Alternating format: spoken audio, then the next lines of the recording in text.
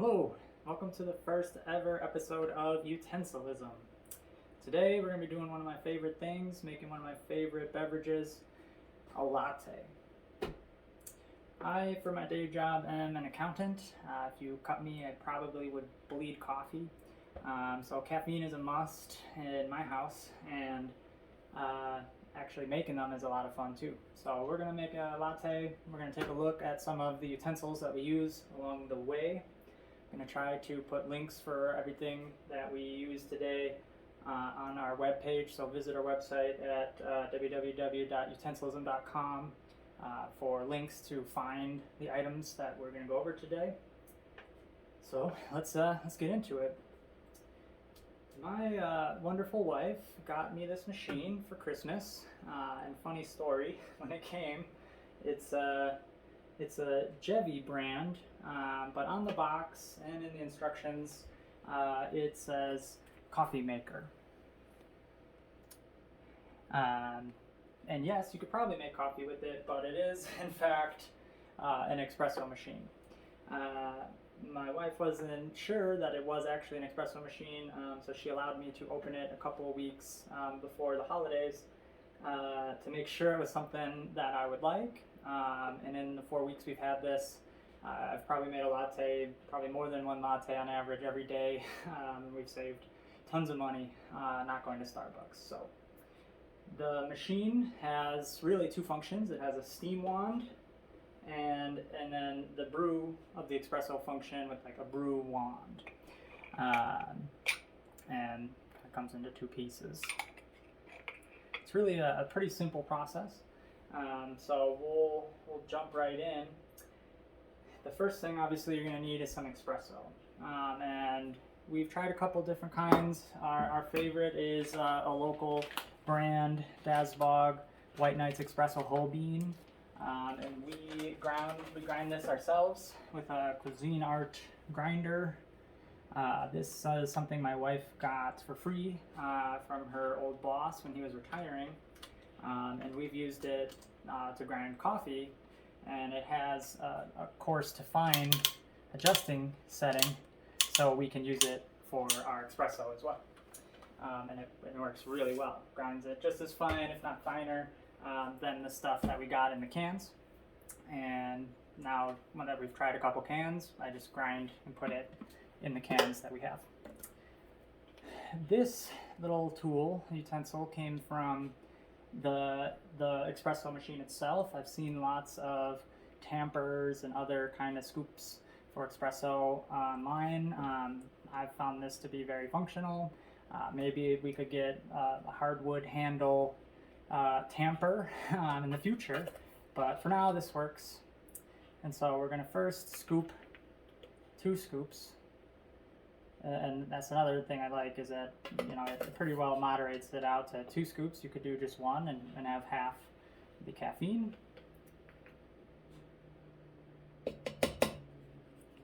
And then you just kind of tamp it down in there.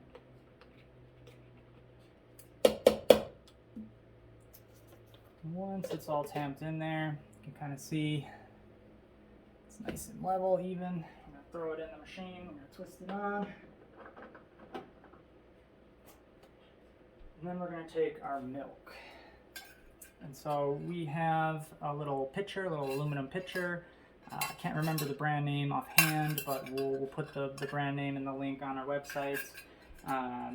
And this we didn't have when we started. We would just use a coffee cup, and it worked just fine, but we would get milk all over the place when we were making our lattes. And so just having this kind of nozzled end really helps make the lattes.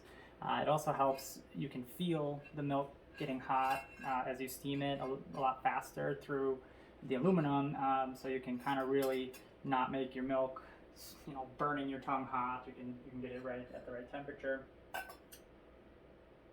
And then we originally were using this little mug as our brew receptacle, which we've replaced with this wonderful little guy. And again, I can't remember the brand name offhand. We'll put the link on the website. And again, having the little nozzles on the side is great, but being able to measure exactly how much espresso is really great. The aluminum pitcher also has measuring on the inside, which really helps really dial in exactly the latte you want to make. And then this other little black thing, this just came with the espresso machine. This has holes in it to help froth the milk as it steams. So we personally like oat milk. My wife is a little lactose intolerant. If you also like alternative milks, you can choose any other milk you like. I personally use 2% sometimes, and I like to fill the pitcher up to about 250 milliliters.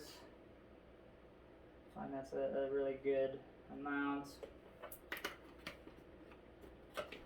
You also can choose any flavor you like. We're gonna probably go with vanilla, and you can get these flavorings at your grocery store or your local specialty food store, and you can measure it with their serving sizes, 2 tablespoons. I usually just kind of put a dollop in. A dollop will do you. But if you're really watching your calories, you could use measuring teaspoons and really dial in exactly how many calories and how much sugar you are going to get in your latte.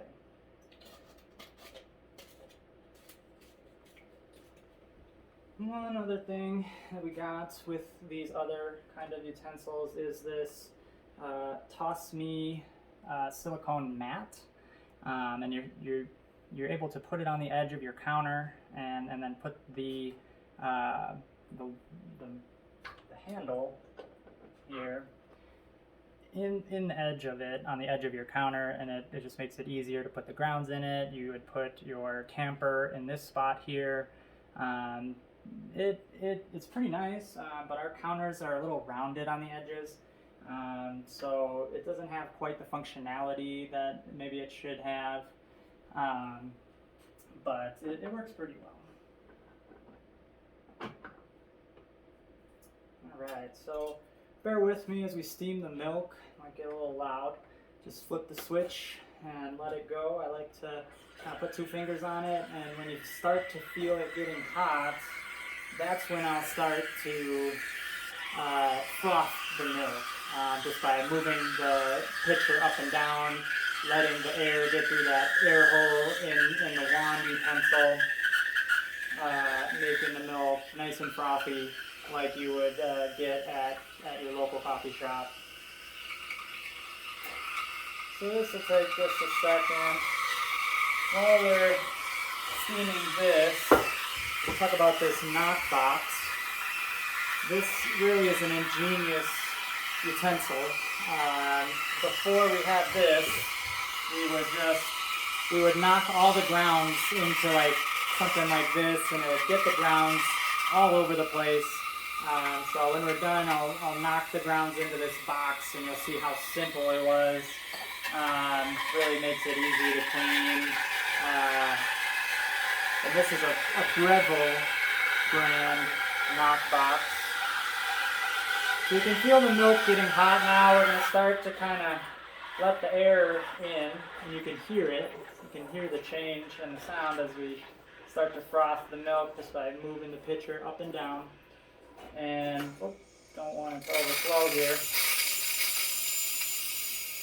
And you can see that pretty much this now up to here is all milk foam, which is oat milk, but frothy foam in any kind of alternative milk is really great.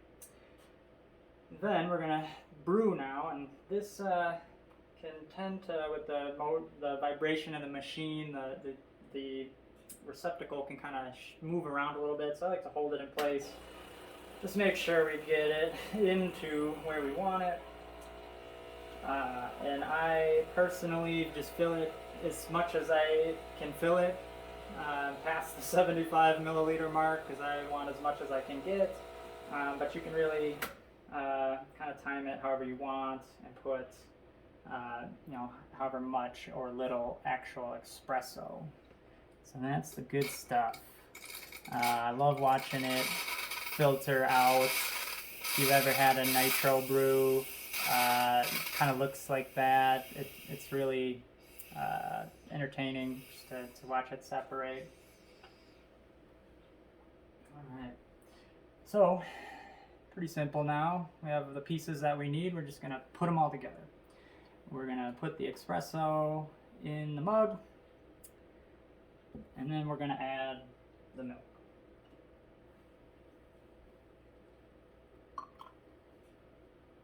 And look at that. Add a little bit more milk than I anticipated. So I'm going to kind of pour some out so that we can get the foam, that good foam on top. Just pour it in on top like that. Beautiful. All right, cheers.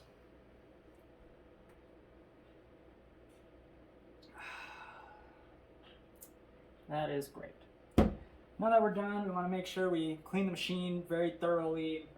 The steam wand will cake up the milk, so you really want to wash it off. Maybe run some steam through it with just a cup beneath it, just to let the steam clear it out too. The handle here, we're going to use this wonderful knock box and just knock it into there,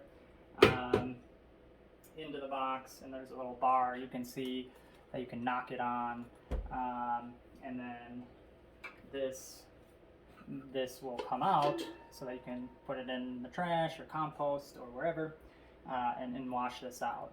So this was really probably one of my most practical utensils that I've picked up when making espresso, just because otherwise we were just kind of banging it into whatever bowl we had, which got all over the place. So there you have it. That's making an espresso, taking a look at some of the utensils that we needed to make a latte. Had some fun along the way. If you have any ideas, if you saw me using these utensils and thought, hey, you didn't know this tip or trick, please let us know on our website. Follow us on Twitter, Facebook. We're going to try to make some TikToks. So all over social media, anywhere you go, at Utensilism. Subscribe to our YouTube channel, Utensilism, and follow our video blog at utensilism.com.